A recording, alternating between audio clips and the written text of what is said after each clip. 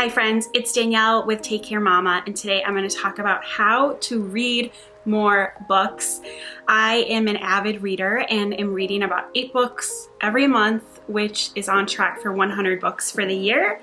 And I thought I would share 5 of my best tips. The first tip is to establish a reading goal. Now you can start small or big. I think most people start with how many books they want to read per year, and then you can divide that up and have your monthly reading goal. I personally like to go even smaller and have a daily reading goal just so I can stay on track on a daily level. My personal goal is 50 physical pages every day. I'm not perfect and I don't feel bad when I skip a day or several, but every day I try to get about 50 pages in, and it just feels good to break that up into such a small goal. You could make your goal 10 pages every day. If you read 10 pages every single day, you would read about 12 books a year, which is awesome. And it just shows you that really small actions add up over time. If you want to, you can also have your reading goal as a time goal. So you can say, I want to read 30 minutes every single day. I want to read an hour every single day. And that works really well. My second tip has to do with kind of setting yourself up for success and finding out your preferences in reading. So maybe you like to read your daily reading goal in one big chunk before bedtime. Maybe you like to read in the morning. Maybe you like to read a little here and there, which is actually what I do. I read 10 pages in the morning, a couple dozen pages at lunchtime, and then finish up after dinner. So I would just experiment with different things to find out what works best for you. Likewise, environment. Do you like reading in your room, at a coffee shop? Do you like reading in silence? Do you like music in the background? You can just really try different things and see what personally is best for you. There are really fun YouTube playlists and videos with different vibes for reading. I can leave some of my favorites below. You can have like a coffee shop on your screen with the sounds of coffee making, sounds of rain in a forest, and it does really help for some people to get you in the groove. The third tip has to do with your mind wandering and how to help alleviate that problem. I know I have that problem. I think most people do. And so you can play around with reading sprints.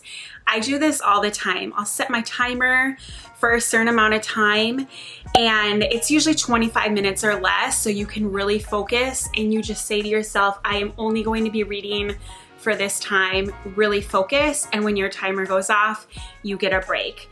The popular method for this is the Pomodoro method, and that's where you work for 25 minutes, take a 5-minute break, and then you can go right back into a reading sprint, or you can just do that for your daily goal, or put your book down and come back to it later. YouTube can also be a great resource for this. There's tons of Pomodoro videos where it'll kind of set an alarm when you're supposed to read or rest. You can even join live reading sprint. They have themselves on video and you're supposed to read when they read, and then during the break you can chat in the chat box, and it's just nice to have that extra bit of accountability. My fourth tip is to utilize audiobooks. I know I used to be a little self-righteous about audiobooks and thought they were cheating for some reason, which is just silly. Right now, I actually read half of my books and listen to half of my books. So every week, I read about one physical book and I listen to one physical book. And adding the audiobooks has been a game changer for me. I love it. It's a different experience when you listen to a book, and it can be super fun. I recommend Libby for this. A lot of you will have free access through your library to this amazing app. And you can also get physical books electronically to your Kindle or other devices. And they have a great resource of audiobooks. So that's completely free through your library system. And then there are a ton of great companies that sell audiobooks, and they have different memberships and whatnot. I have a link to Audible below, which seems to be the most popular. And I think if you sign up through my link, you will get a couple free books. So definitely check that out.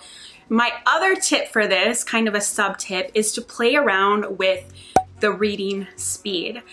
I find that speeding it up serves two purposes. You get through the book faster, and for me, I actually pay attention more because when we're reading faster than what we could speak it for the most part. And so when you're listening, it's going at a slower pace than you're used to, and it's easy for your mind to wander. That's something that has always been a con for me for listening to a book. My mind wanders, and instead of just turning back pages to find my spot, you have to rewind, and it can be kind of tough sometimes to find the place where your mind diverged. And so for me, speeding up the narrator's voice is really helpful in that way.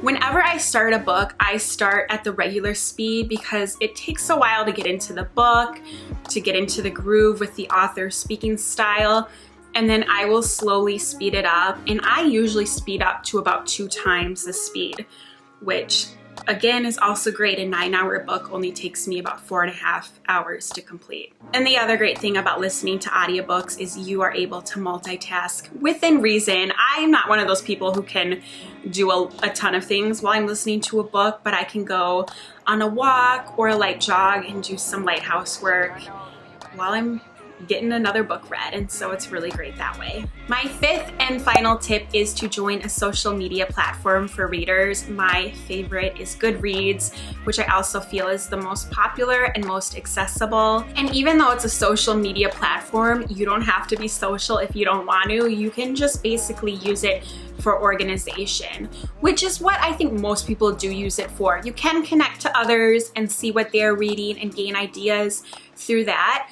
But mainly for me, it's an organization. So I will search for books, and you can make custom shelves. So you can find a book and add it to your TBR list or to be read, so that when you hear a book from a friend or an interview or hear of a book in any way and you don't want to forget that you want to read it someday, you just log on to Goodreads, find the book, and add it to your shelf so you can save it. Because I think for a lot of us, we hear of a book that's really cool, but we know that we're not going to be able to get to it for several months, and so this keeps it all organized.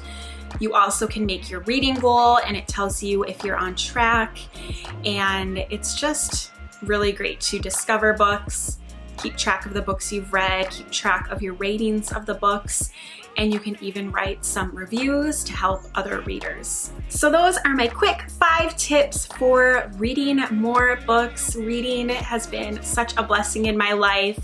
I learn a lot through my nonfiction books and through my fiction. My heart is filled, and I feel like I learn life lessons and gain empathy from seeing different viewpoints and different stories from other cultures and other people. And it just, like I said, really blesses my life. So I hope you enjoyed these tips. If you have any tips to add, I would love for you to leave it in the comments so we can all learn from each other. Have a wonderful day, happy reading, and take care. Bye.